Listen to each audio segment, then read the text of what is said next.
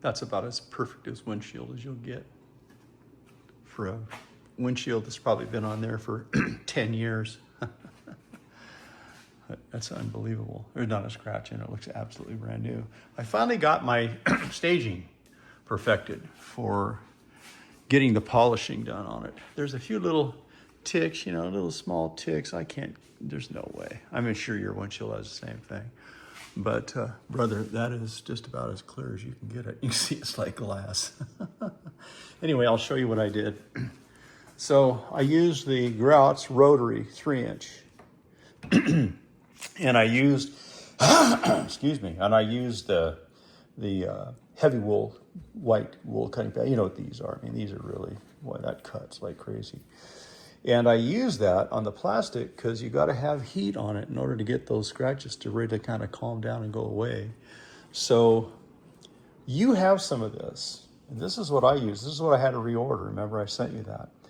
This Ceramics polish, this is a double X. I think you have the single X, which I think works the same because I've done it before on this. But so I've used this.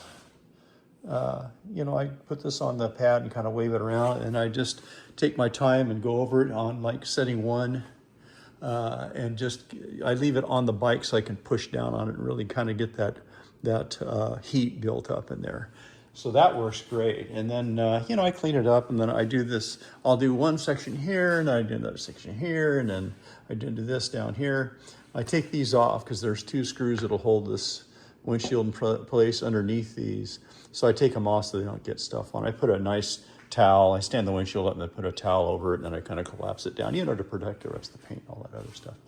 So, but in any event, once I'm done there and I clean that all off. Now this is just this surface. You have to do the same thing to the other side. This means you got to get it off and do the whole process. And it's harder because you have to hold the windshield. I set it up on this so that it's flat, and then I just grab the machine like this. Once I turn it on, I got to make sure you don't have too much ceramic polish on there, or that polish on there, because you'll sling it everywhere. You see I've got shit's kind of slung around a little bit. Not too bad this time. I've gotten it under control a little bit splattered, but it's not bad. Even the front of my little cover that I've got here is much better.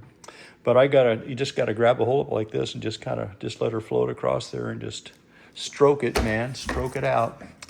And then when I'm done with that shit, I do the same thing all over again, but I use that Rupes yellow. This is just such a great step in doing all this, because when you get this heavy stuff done, and then you get this stuff on it afterwards, you know, you wipe it all off and clean it up, and then you get this stuff on it afterwards. And then I use it at a much higher speed, and I use the lubricant stuff. I hit a little lubricant on this pad too, but it's almost, I mean, it works okay. It'll add a little lubrication, but I don't know that you really want too much, because you got to get heat built up in the plastic in order to get rid of that stuff, I think anyway. So in any event, then I use this. This is like the polishing step, the really polish. So I use this yellow, and I go over it and do the same thing. But I do it faster. I do it like on speed 3 and just float it on here. Man, I can't believe how clear that is. And I just float it on there, just float it back and forth. Just really take my time. Same thing on the backside. If it's off, I do the same thing here. It's harder though, again, because you're going faster, and it's hard to really grab a hold of that machine and not have it catch or flip something, and you got to be really super careful. So set it on something pretty firm so you can get a hold of it, and then you're in pretty good shape. I was going to flip it over, thinking, well, maybe I can just flip it over and mount it in reverse and then do it that way. No, there's too much curve in it. So then the final stage was the white pad. Hexlogic white pad with the same stuff. Now, I haven't changed polishes or do anything. That was the cool thing about this stuff that I discovered online. I use it for, all I have to do is change the pads and use that same stuff. And it effectively just keeps taking it down and down and down. This really put the luster on it. I mean, it just made it fucking shine like brand new. Mark, honest to God, I swear to you, it looks brand new. It looks like I just bought it and put it on. Unfucking believable. You can see some of the reflection, but the thing is, you don't see there's no hazing, there's no scratches or anything on it anywhere. It's perfectly clear. And I mean, I'll get up close so you can see it. Look, it's not a fucking scratch anywhere. It's absolutely unbelievable.